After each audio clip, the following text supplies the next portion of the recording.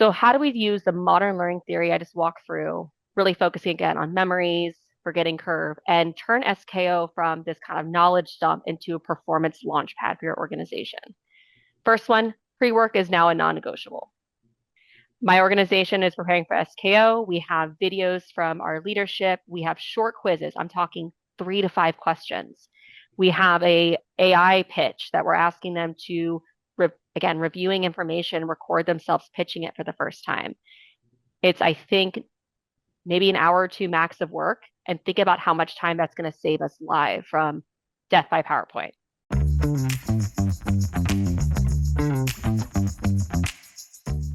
Hey everyone, welcome to the Sales Kickoff 2026 Annual Innovations, Insights, and Ideas Summit. So excited. We have an amazing group of practitioners here. We've got Stephanie, we've got Georgia, we've got Deb, we've got Matthew. Their links are available. You've got to connect with all of them. But today, we're going to hear from all of them because we love here at SalesHood, it's SKO season. We love bringing people together to share best practices, and I'm reminded of an experience I had about 16 years ago. And I remember Deb and I worked together at Salesforce, and she'll remember this story. We were preparing for Sales Kickoff. It was maybe a month before, and went into Mark Benioff's office to walk him through the kickoff program, as you would do with a very engaged CEO who loves having his thumbprint and his fingerprints all over sales enablement. Mark was one of the early pioneers of sales enablement. And so we went in there and we walked through this program. Now, like a good enabler, I'm being a little facetious, like a good enabler, what I do? We had a complete program. Every second was accounted for. From the moment people got off the buses to the moment they walked into the hotels every second was jam-packed with product manager training and workshops. And we were so proud of this thing. It was a piece of art, we thought. It was the perfect kickoff. All the training jammed into 3 days, right? You see where I'm going with this? Well, Mark kind of pulled the agenda, looked at me and said, "You got it all wrong. All wrong. I am going to blow up your program and just brace yourself for it. And here's what we're going to do. I need you to reframe how you think about kickoffs. Kickoffs are not about training. You can do training before the event, pre-work, and you can do training and certifications after the event. When we're going to bring our teams together, we're going to need to motivate them, inspire them. We're going to need to engage them. We're going to need to have folks engage each other. We're going to need to lift them up, boost them up so they can really leave. And I, CEO, and our leadership team, we need to do that. And so let's reframe the agenda and let's focus in on the things that we can only do together in person. And I'll never forget that because I took that with me.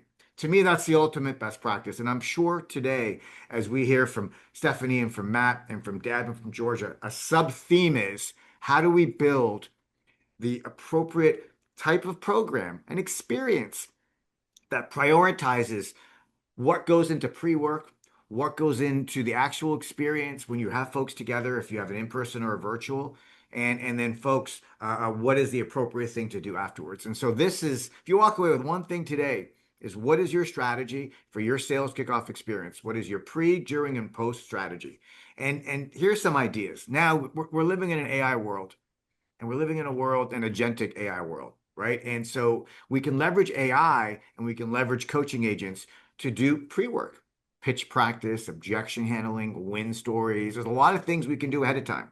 And then afterwards, we could do skill-based role playing. We can do reinforcement of the principles and the concepts and the themes that we introduce during the kickoff experience. But I love front-ending kickoff with an AI for pitch practice and for role playing. And I love bookending an experience with AI for skill-based certification and skill-based reinforcement. And I know everyone who's going to be speaking today has got ideas and tips to amplify this core message. But when you're at the kickoff, you know what? You want to leverage simple concepts, old school concepts, group workshops, in-person role playing, scanning and delivering, inspirational talks, no death by PowerPoint. Don't do what I did when I walked into Mark's office 15 years ago and said, "Hey, here's the perfect program," because it wasn't. And this is our goal today. We want to give you the tips and the tools so you can ultimately create the biggest high impact programs. And don't do what I did by walking into that program, walking into a CEO's office with something that's not optimized for today's modern agentic AI world. I want to give everyone some insight. I want to give everyone some perspective on the pre, during, post. Give everyone a taste of how you can leverage agentic and AI coaching to help improve your overall AI coaching experience. But today is about the amazing speakers that we have, and I'm so excited. Stephanie has a lot of great experience in learning and modern learning. And when she shared with me some of her best practices, she inspired me. I'm like, listen, we got to get this out there. We got to share this with the world. And so, Stephanie, Revenue Enablement Manager from Ping Identity, please take the stage, introduce yourself. We want to get to know you and looking forward to hearing your best practices. And I got your slides. Just guide me away. Sounds good. Thank you, Eli. Appreciate all of you for joining us today. So, Stephanie McCabe, I'm at Ping Identity, and my usual fact I like to share is that I don't come from the world of selling. I've never sold. I've never led a selling team. My background's in learning development. I have a master's in instructional systems and learning technologies from Florida State, and I went into corporate training.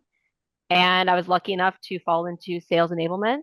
Just say, hey, you're going to now train salespeople. And I said, sounds good. I'll figure it out. And I figured it out by talking with awesome leaders like Eli, super experienced VPs in my org that I was able to really get a sense as to, what do sellers need? And for me, it became a chance to realize that there's this bridge between learning and ongoing execution. So it's not just what we're learning in onboarding or SKO in this case, it's making sure that our sellers continue to execute at that high level.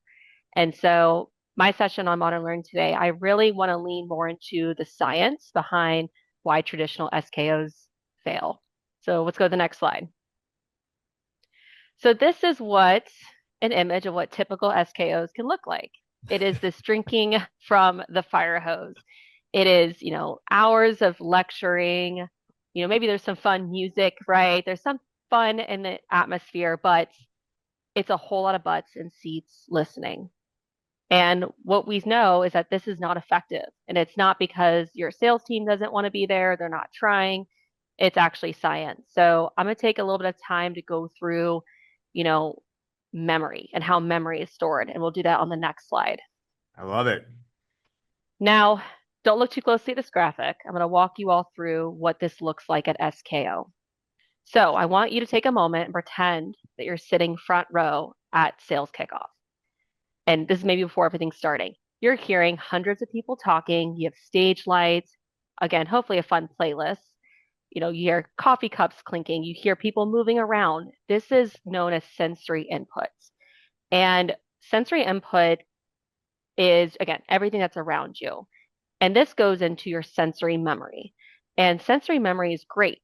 It can take in a lot at once, but a lot of it is discarded, right? You're not going to remember the exact sound that coffee cup made when it went down in the mug. You're not going to remember all the little conversations are heard around you because it's just too much. Now, let's say the speaker starts on stage and they're starting to present their ideas or whatever it is they're presenting. And you take your focus and you shift it to the speaker. Now that speaker goes from that sensory memory starting to make its way into that short-term memory because you're giving it the attention, the speaker in this case, and you're allowing that information to really encode into your brain. Now, if you were to pull away, even for a few seconds, you hear the back door open, you whip your head around to see, who's sneaking in late from the happy hour last night, right? You'll notice when you get right back, hey, it's sales kickoff, we got to be honest. When you turn your memory or your focus back to the speaker, you'll realize you missed something the speaker said because you cut off that attention from the person on stage speaking to you, turned away and gave your attention to something else. So now that information is what you're going to remember and not what the speaker was saying when your back was turned. So short-term memory is great, but it's actually very limited still. They actually say it can hold only about 5 to 7 chunks of information at a time. And working memory, unfortunately, or short-term memory also overwrites on older information. So if it's a 45-minute session with no engagement or any pauses to give everyone room a chance to reflect or practice or really encode what they're learning, what you'll notice is that information on the back half of the presentation, that remains fresh in their mind, not the first 5 minutes, 10 minutes, 15 minutes. because that new information has taken that place in their brain. And don't get me wrong, there are some ways to help. There's still note taking, and again, keeping attention at the front and not back to see you sneaking back in, but it's still challenging to recall what took place at the beginning of that presentation. So, what do we do to help get this information that's in that short term space and move it to long term? Because long term memory is what we want. There are theories out there that long term memory is infinite. We can actually store as much as we want away. It's just a matter of coding it the right way, taking what you learned in that moment and putting it to where it'll stay in your brain, hypothetically forever. So, if you have active activities planned that are pairing with what's being shared, it's giving everyone's brain a chance to hit pause on the new information and work with what they learned. And this is known as maintenance rehearsal. Thinking back to maybe back in the school days, you had flashcards to help prepare for a test. Maybe you practiced um, a quiz with a friend or a parent. Same thing. You're giving this information a chance to work its way into long term memory. And long term memory doesn't end at SKO. It doesn't end with the information. And again, having more of these group activities to allow for that information to really get in their brains and stay there. We also have to think what happens after SKO. I'm sure you all have heard of the forgetting curve before. And what we see is that up to 50% of new information is lost within the first hour and up to 80% within 24 hours. So imagine day one of SKO. You have this great session, tons of activities. Within 24 hours, 80% of it is lost. And again, it's not on the sellers, it's not on the people in the room, it's just the way the human brain works. And so part of helping that information retain in their brains, move into that long-term storage, right, is making sure we have reinforcement. What happens after SKO? Are there requirements in one-on-ones for managers to meet with them and talk through, what was your biggest takeaway? Tell me one major thing you learned. Are we going to go into SalesHood and do more pitch practice? Are we going to have a post test? There's really no right or wrong way to go about this, but if I were to summarize this slide and keep it really simple, it's give everyone a chance to learn some information, sure, but have enough pauses, opportunities to reflect, opportunities to practice, and a plan for what happens 30 days from now to make sure that they remember what you shared and that the amount of funding that you invest in SKO, you can show the return on investment was absolutely worth it. I'll close things out on the next slide, just the sort of 3 key takeaways. So how do we use the modern learning theory I just walked through, really focusing again on memories, forgetting curve, and turn SKO from this kind of knowledge dump into a performance launchpad for your organization? First one, pre-work is now a non-negotiable. My organization is preparing for SKO. We have videos from our leadership. We have short quizzes. I'm talking 3 to 5 questions. We have a AI pitch that we're asking them to, again, reviewing information, record themselves pitching it for the first time. It's, I think, maybe an hour or 2 max of work, and think about how much time that's going to save us live from death by PowerPoint. Next piece, the ratio of lecture to activities should lean more into that 20-80 and not the 80-20. Feel free to play with the ratio as it makes sense, of course, but get the sellers moving and grooving. This is something I've had to push too, is that sellers don't want to sit and listen. They like to talk. They like to hear themselves talk, and they want to go and share what they know. So give them that opportunity live. And finally, again, identify what happens next. That forgetting curve isn't going anywhere. So what do you have in place to make sure that you can fight against it, to keep that information in their brains? So when they are on the call with the customer, they're on the call with the prospect, they can literally go right in their brain and give the customer exactly what they need in order to make the decision to go with your organization. Eli, back to you. Boom. And kudos to you, Stephanie. Kudos. Any final Thank you. words, Beth? No, I think that's it. My LinkedIn's open. If anyone has any questions afterwards, happy to reach out and chat through more learning theory. Matt, I'm going to let you take over, introduce yourself, and tell us your bit, tell us your experiences and your best practices. Yeah, for sure. So thanks everybody. I'm Matthew Magny. I am currently running technical enablement at Launch Darkly. Yeah, absolutely been in Elation where I worked with directly for the CRO for a little while, and supported AEs, SEs, CSMs, everybody. So Launch Darkly is more about just a quick kind of mention there is that we drive a lot of the feature management. So basically, we make it so that releases are boring for development teams. That when they roll out releases, they can roll them out to only a subset of people. They can, and then once it works out, they can expand that scope to beyond that initial crowd, and then they can automatically roll it back. We have self-healing capabilities around doing GitHub pulls, things like that, and then we have observability capabilities as well, and then these really cool stuff around AI configs, which helps customers to kind of build out and run different permutations and orchestration of their AI models in production. So really excited to be here. We can go to the next slide there, please. Yeah. So just anchoring on some of the same things said, with less depth in the background that Stephanie has on instructional design. But the big thing that I push for is learn, practice, apply. This is just like a huge mantra. You've heard it in different ways, any of the different enablement books you've read, but you have to have some level of training. At some point they have to learn something. At some point they have to practice it to incorporate it and move it from that short term into the long term. And then at some point you have to measure and see if they're actually doing that in the field, right? And any enablement program, the only reason it wouldn't do all three is bandwidth. That's my experience, is that you always want to do this stuff. What happens is, hey, we got to do this thing before it's, I just got a request this morning. Yeah, we have to do this session before, everyone's gone for the holidays, and we're just going to do a session, but then there's no pre-work, then there's no practice, then there's no apply. So they forget most of it. It's not as effective. It doesn't make the change you want to see. The other one, just more around RKO, lots of breaks. Just make sure you give people chances to network, to process some of the knowledge that they're pulling into their brains, because they are, like Stephanie said, they probably had a rough night if they're on the sales team and had a good quarter, and they're trying to, muscle through. The third one there is kind of contradiction of that though, but it's basically have fun, not too much fun, but have some fun, especially for enablement people, because this is kind of like our Super Bowl. So when you're out there, just don't, you've done so much of the work before you get there. You are doing a lot during, when you're on the ground there, but don't forget to have a little fun there. Flipped classroom is basically the same thing Stephanie mentioned, just said differently, around making sure that sellers and sales engineers and CSMs, we do pitch offs, we do, live pitch offs with big prizes, things like that in the moment at RKO, which is great. A lot of excitement and energy around that.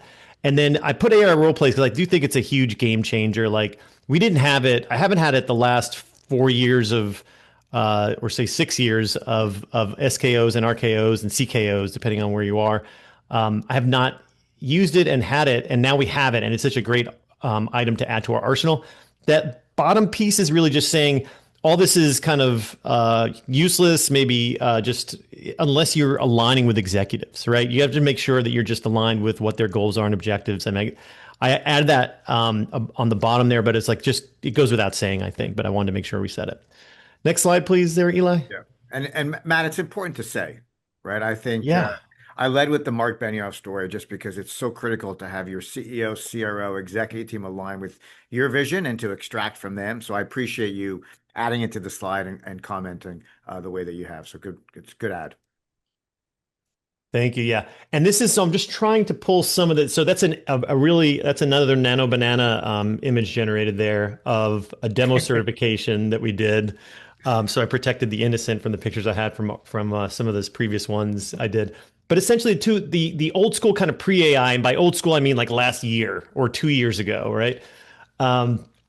The two use cases I'll just mention here is kind of the AE Vision demo / pitch cert. So 2 examples I had of this is just kind of where the AI stuff is going to be great, right? AE Vision demo cert, where we had, some AEs, your more technical AEs will always kind of want a demo. From what I've noticed, they just don't want to have to rely on an SE all the time, depending on the complexity of your product, obviously, and the persona you're targeting.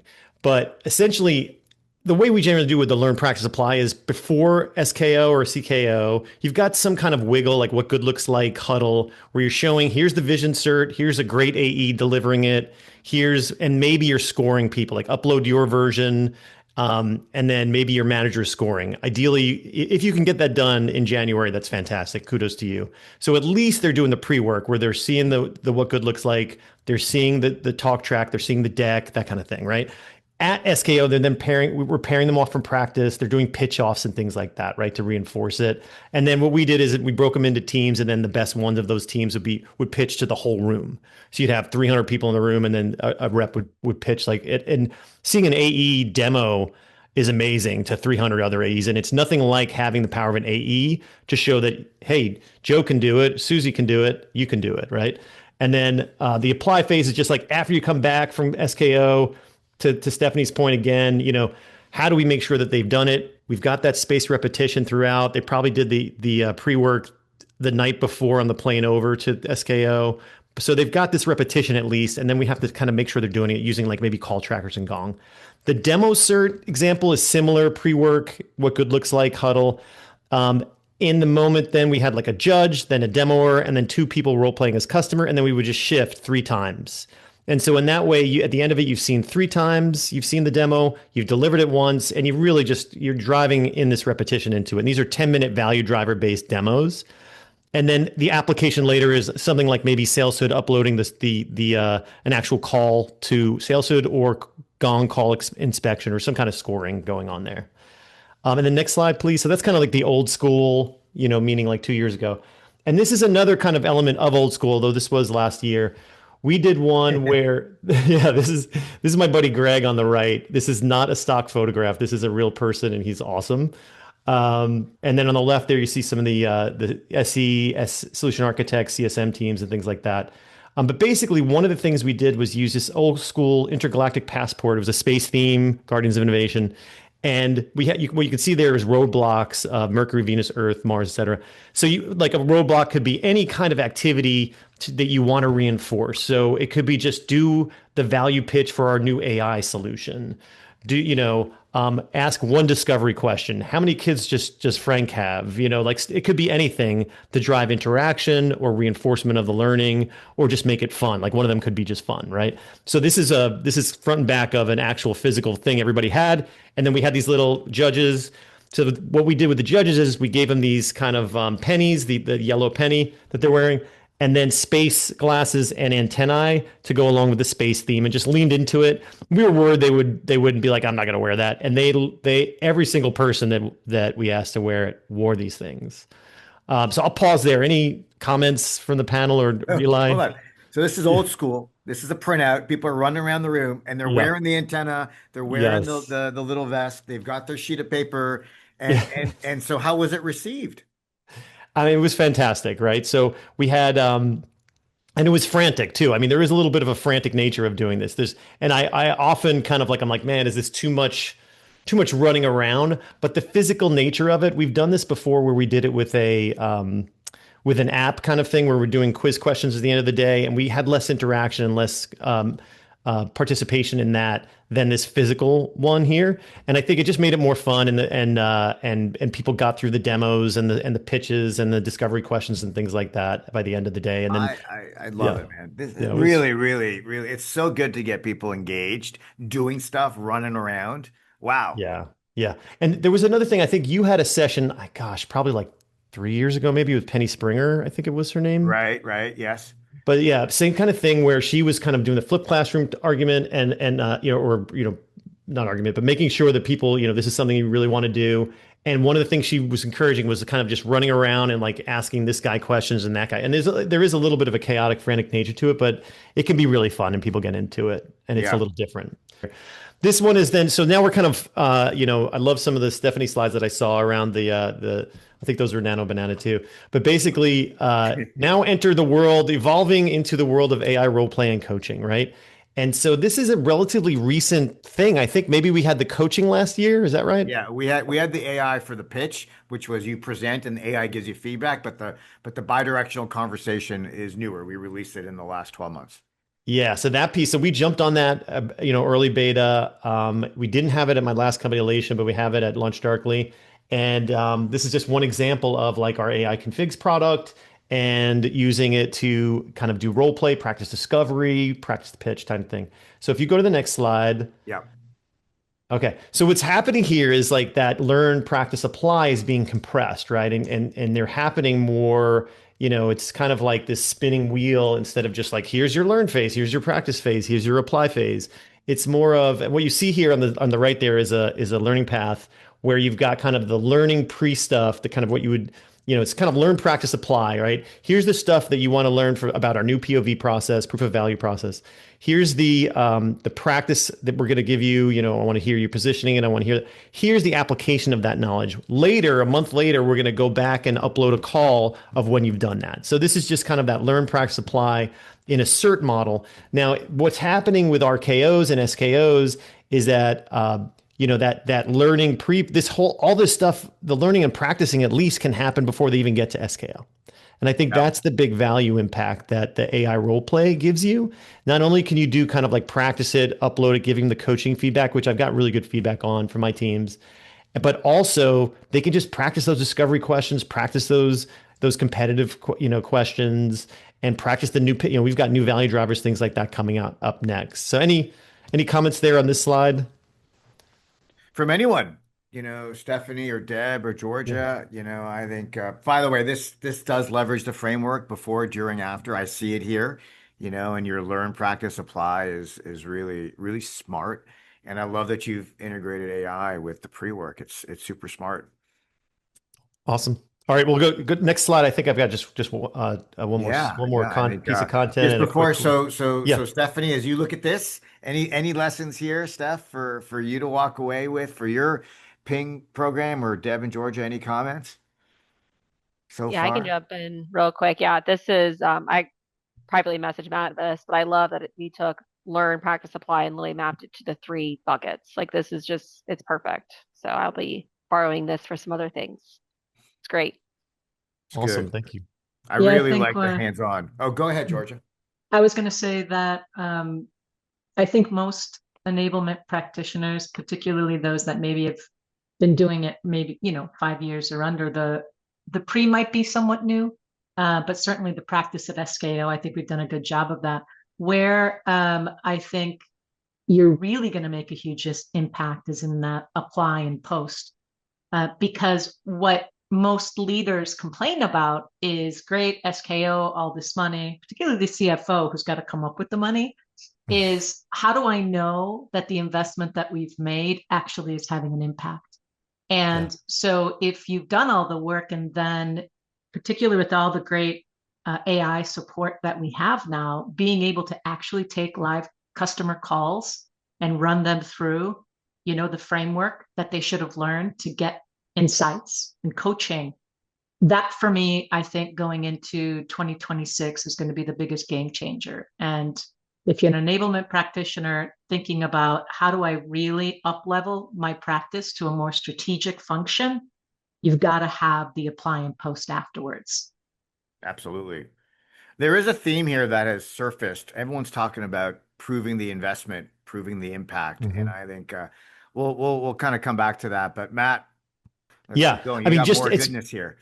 yeah, this is the last kind of like big one, and then there's just a little goodbye video.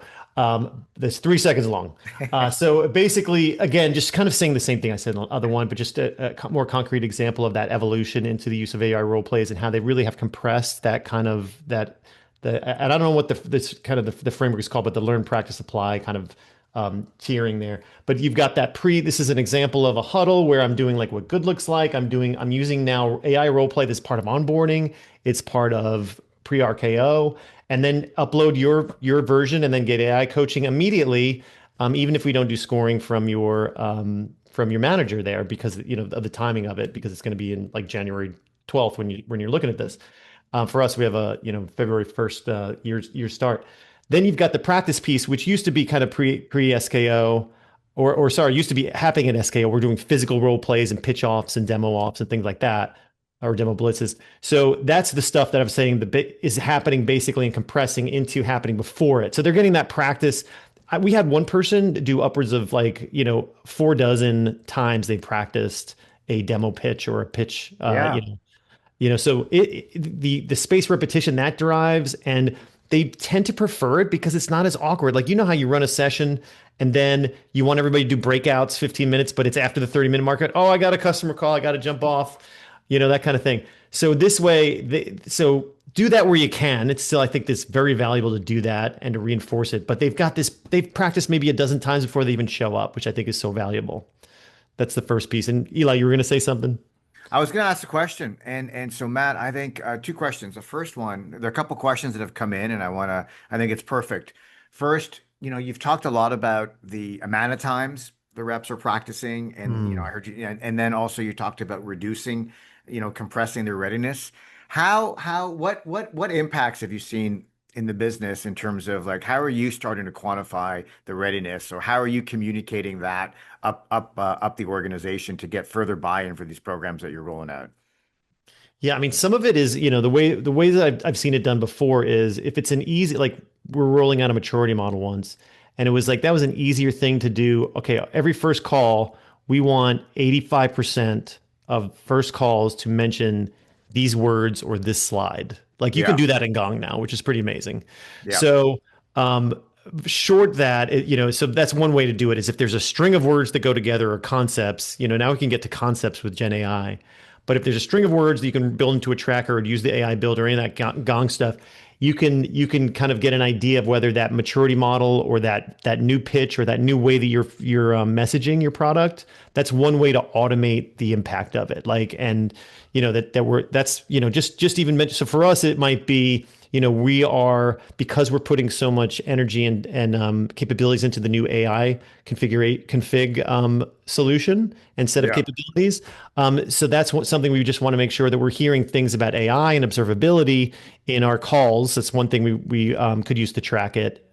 The other one is just because now you've got the AI, I believe, from what I understand, the AI role play can now do scoring automatically too. And I Yeah, haven't used that myself. I just saw it in there, I think last week or 2 weeks ago. that's right. That's Uh, right. but that is a lot of really great things there because then you can kind of, before they even go in there, and I know it's hard to get the scoring right because Gen AI isn't, it's going to hallucinate sometimes. It's going to make things up and be confident about it. So you just got to be careful with it. But it's really valuable to have at least some level of indicator of how you're doing so that oh, wow, I crushed that. I'm good. I don't need to do it. Or, wow, I did worse than I thought. I should do more. So that's the kind of Totally. thing so there's no easy button yet, but Gong, I think has done it. The other thing we do is we say, hey, afterward, upload an example of you doing this, the thing we learned. Just you pick the example, you upload it, and then we use the AI coaching to auto score that. Yeah. Yeah. We've seen, thank you. We've seen 3x. We've seen enablers are able to roll out programs 3 times faster. We're seeing managers are saving approximately 24 hours a month so that the AI is taken over with a lot of the repetitive coaching. We've seen reps are improving their proficiency on key topics. Now the scoring, you can see it by 40% from the first try to the fourth try. So, and then we've also seen pipeline progressing faster. And so there are a lot of impacts. Last question for you, Matt. Yeah. Last question, and better you than me. Someone said, "How does SalesHood's AI coaching and the role playing differentiate from some of the other solutions out there?" Because I know you evaluated a bunch, and maybe you can Yeah. do just a couple highlight points. I think it'd be great to hear from you. Yeah, I mean, just quickly, like, because I know I apologize, I'm way over on time. But yeah, I mean, the big thing that I heard when we were evaluating some of the other guys is that you are able to, in real time, this is a differentiator, I think that I think Brett mentioned it, but basically that the audio is streaming, right? So there's not some of the other ones, you have to hit the space bar when you're done talking or space bar when you start talking. This one is a fluid, real life conversation, right? And so that is one of the biggest differentiators that I've seen. And the fact for us is that it's embedded within, like I can create a demo, for my new SE onboarding or AE onboarding, I can embed AI roleplay anywhere I want in that. Mm, And that's super powerful. But if you have that in a separate system, there's of the ones we evaluate, there's very few that have the integration of a solid learning path like you have with the AI role play. So got it. there are standalone AI role plays that do, have some really cool things going on. But the fact that they're not integrated is just another silo. It's tough to measure. So that's the tough part, is that you can get these to work together. And I think that's really powerful for making us enablers more productive. That's how I would say it. Matt, thank you. Yeah. Amazing storytelling, amazing examples. And we're really, Thanks. thank you for your contributions to the industry. Thanks for partnering. And Sure. I think it's great having you here. I am going to, oh, there's a video. This is the reminder to have fun. And then I'm I out. love it. Have fun. Big round of applause for Matt. And I'm now going to bring Deb. So just to take a moment on the agenda, right? Yep. We started with just some insights and kind of laying some foundation information around AI coaching agents and how to integrate that with pre, during, post. We then had Stephanie talk to us about theory and the science behind modern learning and the forgetting curve and really and maintenance rehearsal. Love it, love it, love it. And building a performance launch pad. Amazing. And Matt's taken us deep here on gamification, old school versus new school, with some AI role play examples. And since Medic is such a big part of most of B2B software sales teams go to market, thought let's have the expert in Medic and Medic reinforcement share with us some best practices as you're thinking about SKO. So Deb, take it away. All right. Thank you, Eli. Happy to be here, everyone. Yes, I am a medic coach. I come from a background of split really between sales leadership and sales enablement. But for the last 3.5 years already, hard to believe, I've been an independent consultant, and I've been working with companies to help them roll out this wonderful qualification methodology of medic, right? And I partner with companies like SalesHood to roll it out even more effectively. So along the way, I've trained or certified probably about 3,000 people so far in Medic, and I honestly, it's my dream job. I love it. I love Medic, and by far the best invitation that I ever get is launching Medic at Sales Kickoff, and let me tell you why. And notice I'm saying launching, not running the training at Sales Kickoff, but launching it. So there's lots of upside to it. First of all, it's perfect timing. Everyone's energized. They're open to change. It's also the perfect time for expectation setting, and it's a fresh new year. Let's face it, your audience is captive, so that's a good thing for us enablers. But what I love about it is the support that's in the room for the program. We've got leadership everywhere. We've got executives in the room. We all, as enablers, we all know the consequences of not having leadership behind our program. So they are present, they're supportive, they're right there in the room. So it's perfect timing in that regard. And this becomes their lens, right, to use to clean up their pipelines and run much tighter deals in the new fiscal year. And then let's face it, Zoom is widely accepted and now is scalable for training, but there's nothing like that live connection with your customers. And that's what I like about it too. I'm heading to one big SKO coming up in February, and I'll spend the first couple of days there meeting people, talking to them, and getting that, contact so that the rest of my program is super successful because we've met, and it's just a great opportunity. The curriculum that I built has allows for a lot of time for collaboration. So picture your sales kickoff with, you're in your ballroom, you've got all your round tables and just revenue teams all collaborating on live deals that they have in their forecast. So their own deals, they're talking, they're finding gaps, they're coming up with fact-based strategy. It's loud, there's music playing, it's this Hmm. buzz of excitement. Eli, you've been in the room for some of these Absolutely. You're a events. master. Yeah, and it's great, right? Everybody's collaborating together, and they're working on finding those those thing, there's gaps in their deals. So it's really a perfect sales kickoff activity. My playbook, how I've put this program together, I put a lot of thought into the program. I've been on so many sales skills training over the years. And I know what works and what doesn't work. And so I took a lot of time to put this program together. What I do is I just it's all bite size. It's all bite size learning, truly. So I take a couple of elements at a time. There's 5 sessions in total. They're 90 minutes in length. And then the first one we kick off at Sales Kickoff. And these are focused lessons. They fit into the day of a salesperson. Attendance is really high. And I really promise and I ensure that there's no fluff. I feel that when we're taking time away from actually selling it, the content's got to be really, really good. So that's really how I built the program with that in mind.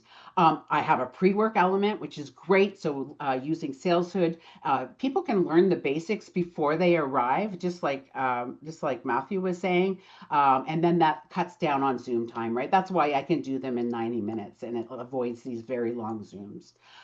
I like to bookend the training with a manager first approach. So what I do always is I meet with the managers ahead of time. So this SKO coming up in February next month, I'll be meeting with all the managers in all of the regions, ensuring that I have buy-in from them. I don't want them, in the training just being a participant. I want them to be sharing success stories and jumping in with stories and helping me help them. So I spend a lot of time up front with my managers in my program, and then I also spend time with them at the end. So once we've finished the entire medic program, then I like to meet with them. I like to talk to them about, now this is yours. I'm leaving. I've got to help equip you so that you can take it from here. Right? So ways of coaching and best practices and how to run deal reviews the right way, all using Medic. 50% of my program is all live deal assessments. So, a little bit of theory, and then the rest, again, everybody working together on live deals. I can't really get more relatable to my customers than that. I think that's why the feedback's been so good and over the top, because, there's sometimes I had a customer once where the manager's biggest complaint was there wasn't enough time. Like, when do we as enablement people hear managers say they want more training time? Imagine that. So it's been really successful. And then I like to kick off my sessions with the champion. Medic is not linear. No sales deal is linear. So I like to kick off with the champion, and that's what I do at Sales Kickoff, because everybody can relate. I feel that the champion, once you nail the champion, the rest of the elements in Medic become so easy, so much easier. So starting off with the champion, that's what I teach at Sales Kickoff. And then, in other words, spending a lot of time there so that I can teach people to go slow. Go slow to go fast. Go slow in building and finding and nurturing and testing your champion, and then the rest will come a lot more quickly. And then, of course, another part of the playbook is extending the learning with practice, just like everybody's been talking about here. Partnering with SalesHood with their amazing AI role play and pitch practice is just the perfect next step. SalesHood takes it from there, and this really helps with the stickiness of the program. So lots of impact. Often, by the time I get to that first session after SKO, I see that they really lean in. There's already better deal hygiene. There's cleaner forecast conversations. There's stronger champion buildings. The reps are suddenly starting to really see gaps that they didn't know they had. And if I start this off at Sales Kickoff, by the time I run my first session, there are so many success stories that I can start the session off with, which is really the perfect way to kick off a session. They're proof points. Deb, I have a question. Listen, we wanted you to speak and share because we want to give everyone a visual of a best practice. This is proven, it works. So typical objection, Deb, that comes up is, oh, I know Medic.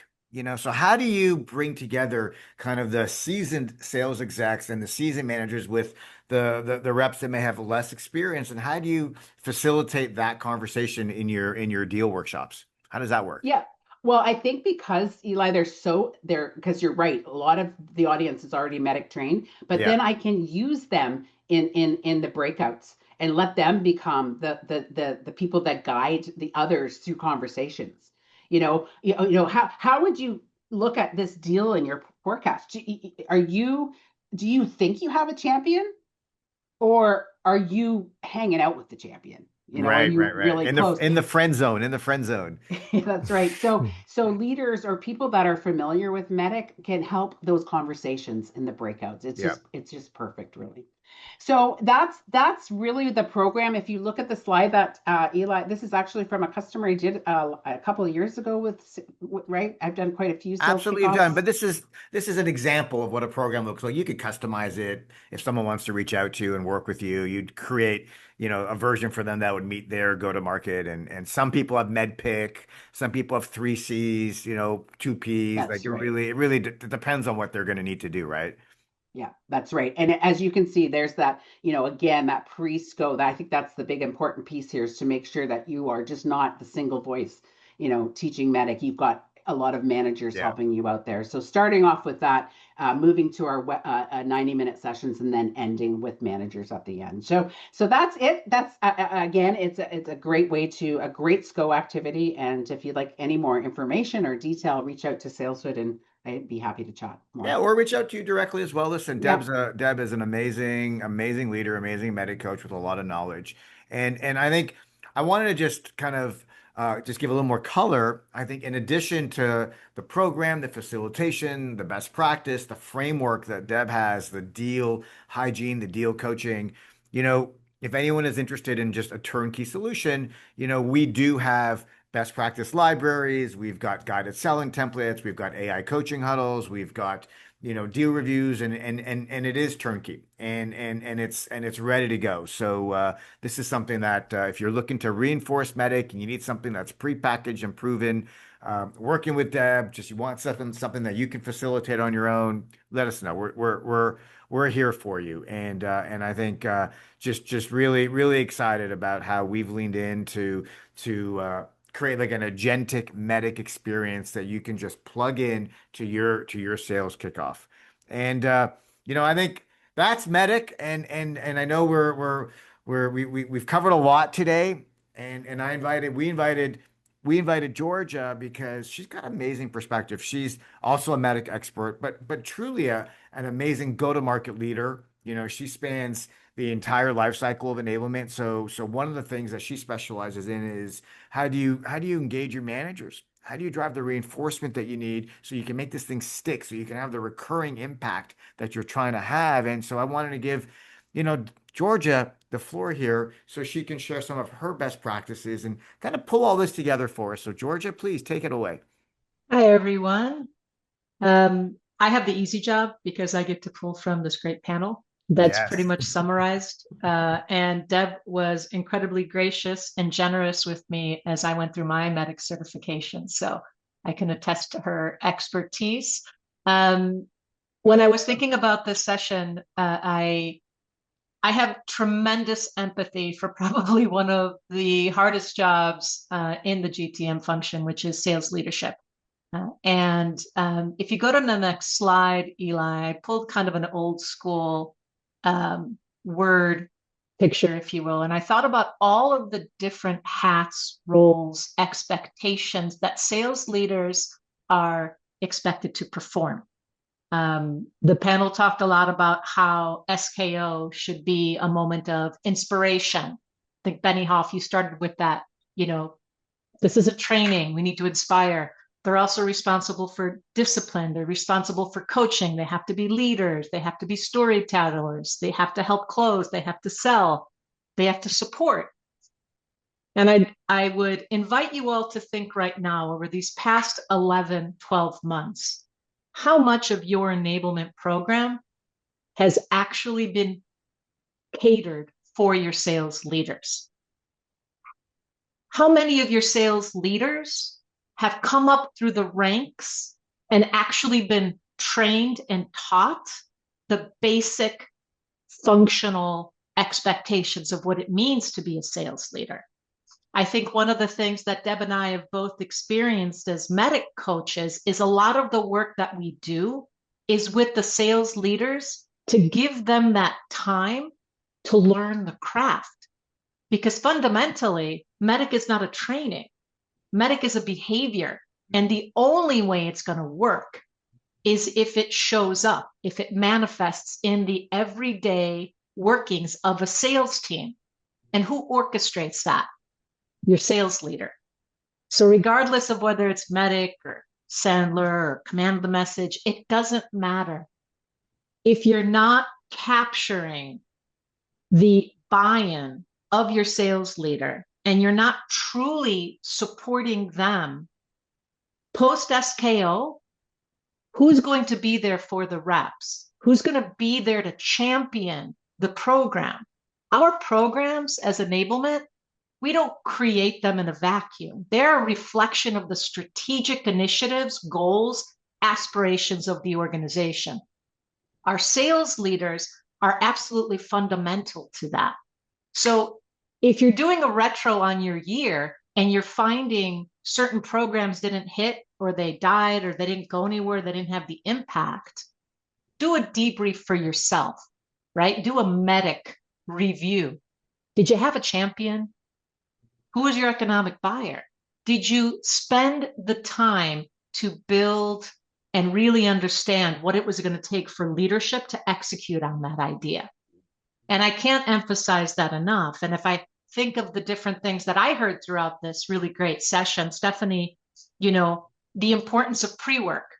Well, often SKO is happening during Q1, which means all of you are having to do all of your work prepping during Q4, right? Last month of the year, guess what sales and sales leadership is responsible for? Selling. So if you don't have the buy-in of your sales leadership, how are you going to have the gravitas to be able to take that time to do the really important work to ensure a successful sales kickoff? You have to have that leadership, support. And if we think about post SKO, right, who's going to be carrying the baton to continue that work? It's your sales leaders. But if we've not equipped them and given them the tools to be able to do that, you can't scale your programs. AI can't do it. They can help. And I think that with all the AI coaching and the agentic, features that are coming out, that's great. But we're human. And we're not going to be inspired by AI. AI is not going to get us through those tough deals when we really thought we got the deal. It's your sales leader that's going to walk you through it. It's your sales leader that's standing there next to you. So our job fundamentally really should be to provide the most amount of support. And then when I think about Matt, and gamification, if you're introducing a lot of activity, which we should flip the classroom, what is the role of your sales leader? Deb mentioned this. You don't want your sales leaders to be learning this stuff first time along with their people, right? Doesn't mean that they have to run the session. Give them a break, right? This should also be a recovery moment for them, but give them a role, right? What is their role in that game that aligns with their actual role in the field? And then what is their role post SKO? They should have a role in that as well. So the more that we engage with our sales leaders and the more that we actually carve out time for them. So if you haven't carved out specific time, maybe you bring them in the day before, and it really needs to be about them. What do they need?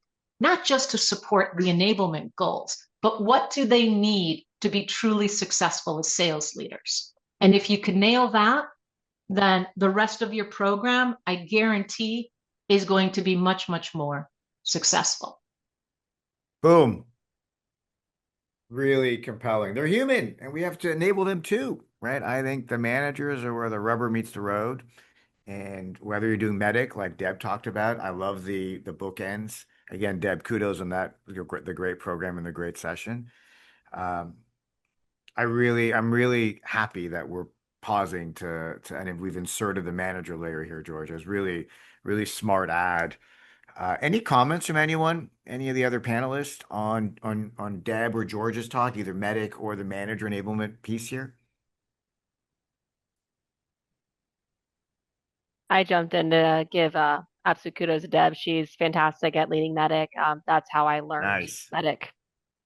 So she's a non-seller. It was super approachable, bite size again. Like it was just so. If you're looking for someone to lead your organization in medic, talk to Deb. She's got you.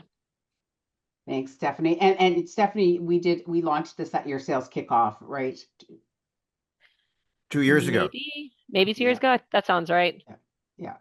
So not teaching the program, but launching is what was key launching there and getting everybody excited. Yeah. It's a great verb reframing, Deb, because most people have already done some kind of basic training. Yours is not basic training, Deb. This Mhm. is like advanced deals. I love it. I love it. Great, great, great comment, Stephanie. Um, all right. I think, listen, the floor is open, Matt and Georgia and Deb and Stephanie, for any final comments. We're getting close to the time we had talked about, a 75-minute, fast-paced, information-rich sales kickoff summit, and I do believe we've accomplished that goal, folks. Like I think like what we've done here is pretty amazing. I'm gonna just kind of bring us home here, and before I ask each of you to share final comments, I do want to just make just a just make some short resources. Number one, if anyone listening to the session now or the replay are interested in leaning into AI coaching agents and AI role playing, please let us know. There's a link where you can sign up. Happy to give you a demo. Happy to let you run a trial. I think some great stories, some great best practices from Matt and Georgia and Deb and Stephanie on leveraging AI before, during, and after. Agentic before and after your kickoff experiences. Medic SKO, if you want a turnkey Medic SKO program and you need a facilitator and facilitation expertise and the strategic consulting expertise from someone like a Deb, let us know. Reach out to Deb directly, but we do have a complete turnkey program. And listen, if anyone does want to take a step back and need some help to develop a SKO strategy, please, we're here to support you. Would love to help you any way that we can. Final, I've got some amazing tips here, that I've been taking notes from each of you. I think love everything that I heard, but what's the one kind of big takeaway or final takeaway? You can repeat what you've said, but we'll love that thing from each of you. And I will let anyone who wants to take the floor first. Well, I'll just jump in quickly. I think the key is the interaction that I kept hearing, right? Even to the point where, like like don't cheap out. Like get round tables, at your sales kickoffs. Don't have theater seating. Like it just doesn't enable that very well. So just a little tip, right? But it just that to me is what makes it exciting and Yeah. interesting. Deb, the layout of the room matters, right? If to have Yeah. theater style, I think is no bueno. You need to have that collaboration. People need to see each other, be in front of each other. And then Deb, I'll go a step further, right? If you are going to do, these round tables, which we highly recommend, what's your take on having on assigned seating versus, maybe what's your experience been with that, Deb? Well, the one I'm working on right now, we're doing assigned seating. Yeah. It's just one extra thing to do, but we're going to make sure that there's an SE at every table. We're going to make sure there's a manager at every table, just to guide the conversation. So I love it. If you have time to do it, do it. No, I got it. I got it. And I think amazing, Deb. Who wants to go next? Please. I think one, be empathetic with yourself and the organization as you're going into planning. It's stressful. It's, everybody's wearing a lot of hats, and just know that everybody's been through it and it's all going to work out in the end. If you focus on the fundamentals and you have a plan in place, just focus on the execution. It's day by day. I think too often, Eli, I think your story was right, where you feel that you have to own the whole thing. It's got to be 100% perfect. And no, perfect should be, does it fit the need of the humans that are in the program? And none of us are perfect. Nothing is ever perfect. But I feel that if you lead with that certain level of awareness, you're going to do great. Give yourself a break, and, your presenters and the sales leaders and everybody that you're asking to be part of this, be empathetic to what we're asking for as well, and bring them into the process. Perfect, George. I think it's great and great feedback. I think the empathy, and I loved it, Stephanie, when you kind of you started your session with picture yourself sitting there and the sound. I was there with you. So Stephanie, why don't you go next? What do you want to share? What's your final? Sure. I'll just say, don't forget the people aspect. We have our limits. We can only take in so much. So what can you do to make it fun, engaging, memorable, and they walk away excited to come back next year? Yeah. I think memorable is interesting. Someone once said to me, the only thing people remember from their kickoff is their hangover. So I think there you go with the forgetting curve. I think memorable, engaging. Thank you, Stephanie. Matt, any final words? Yeah, I mean, nothing earth shattering. Just The idea of this stuff is non-negotiable, I think, is important because too often you can kind of just say, I could see Bob Cruiser's on.